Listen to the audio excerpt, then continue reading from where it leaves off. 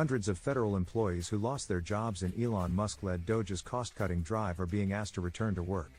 News.com has learned that the General Services Administration, GSA, has issued recall notices giving them until the end of the week to accept reinstatement, with report dates set for October 6.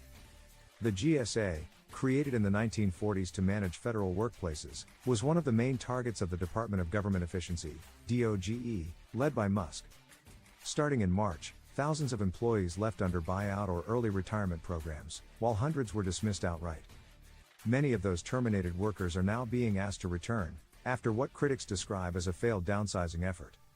Ultimately, the outcome was the agency was left broken and understaffed, said Chad Becker, a former GSA real estate official now with Arco Real Estate Solutions.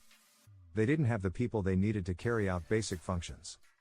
GSA leadership acknowledged the reversal in a statement, saying it is making adjustments in the best interest of the customer agencies we serve and the American taxpayers.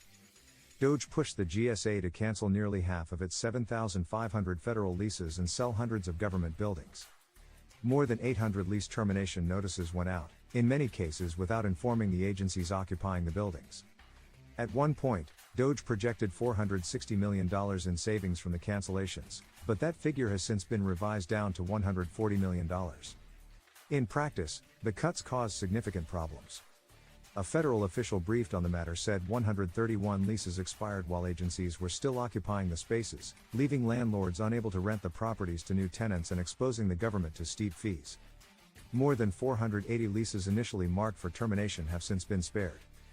Democrats have sharply criticized the approach, as Representative Greg Stanton, Democrat Arizona, the top Democrat overseeing GSA operations, said there is no evidence that the job and cost cuts delivered any savings. Instead, he argued, it's created costly confusion while undermining the very services taxpayers depend on. The turmoil has not been limited to the GSA. Other agencies affected by DOGE have begun similar reinstatements. The IRS, Labor Department and National Park Service have all allowed some employees who took resignations or buyouts to return. The Government Accountability Office, GAO, is now investigating the GSA's workforce decisions, lease cancellations and property sale plans. David Maroney, a senior GAO official, confirmed that findings will be issued in the coming months.